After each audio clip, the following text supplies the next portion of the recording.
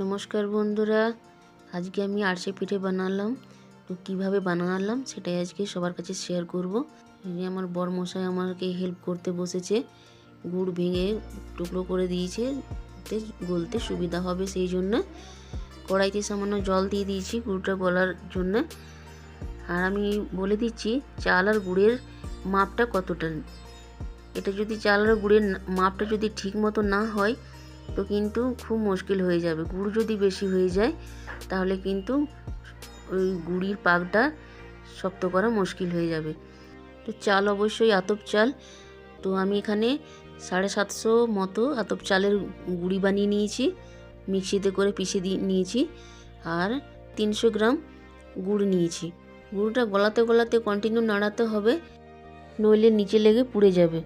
এখানে দেখছেন যে আমি একটা বাটিতে জল নিয়ে নিয়েছি। জলটাতে একটু একটু করে গুড় ফেলে ফেলে দেখছি যাতে গুড়টা পাক হয়েছে কিনা। জলে যদি গুড়টা জমা হয়ে যায় শক্ত হয়ে তাহলে যেন পাক হয়ে গেছে, আর নইলে আঙুলে করে ছুঁয়ে ছুঁয়ে দেখতে হবে যে সুতো কেটেছে কিনা। সুতো যদি কেটে গেছে তাহলে গুড়ের পাক হয়ে গেছে। এরপর আমি গ্যাসটা বন্ধ করে দিয়েছি, নইলে আরও পাক হতেই থাকবে, ধীরে ধীরে কড়া পাক হয়ে যাবে, পিঠেগুলো শক্ত শক্ত হবে। তো গুঁড়ি আমি মাখতে শুরু করে দিয়েছি। এটাতে একটু মৌরি দিয়ে দিলাম, মৌরিটা ভালো একটা ফ্লেভার আসবে।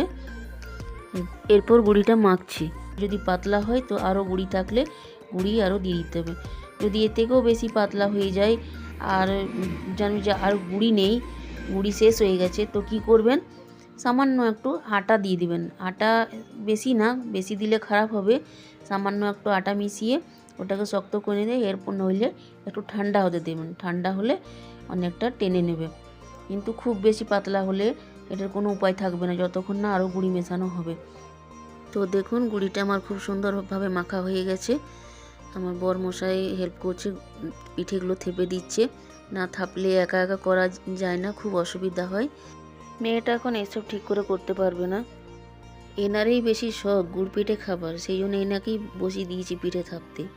আর দেখুন আমি তেলের যে পাউচগুলো থাকে সেগুলো কেটে নিয়ে পিঠা থাপার জন্যে রেডি করেছি। গ্রাম সাইডে শালপাতা বটপাতা পাওয়া যায়, ওইগুলোতেই থাপে, কিন্তু এখানে শহরে এগুলো পাওয়া যায় না।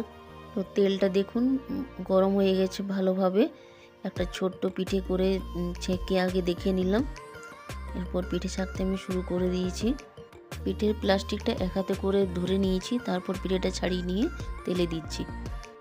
তাহলে পিঠেটা ভাঙবে না, খুব সুন্দরভাবে উঠে যাবে। কেমন সুন্দর হচ্ছে পিঠেটা। পিঠেগুলো কেমন বানালাম, কেমন হয়েছে, আমার বরমশাই কেমন থাপছে পিঠেগুলো, কমেন্ট করে জানাবেন সবাই। আমি এই পিঠেগুলো কিন্তু আমার শাশুড়ি মায়ের কাছ থেকেই শিখেছি পিঠে বানাতে, পাক করতে।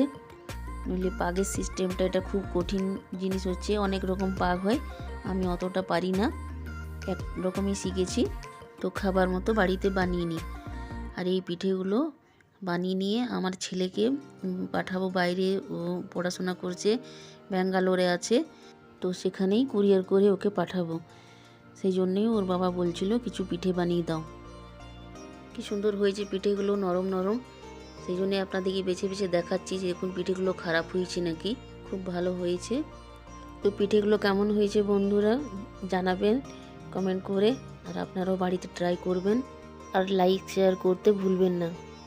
আজ আসি তাহলে।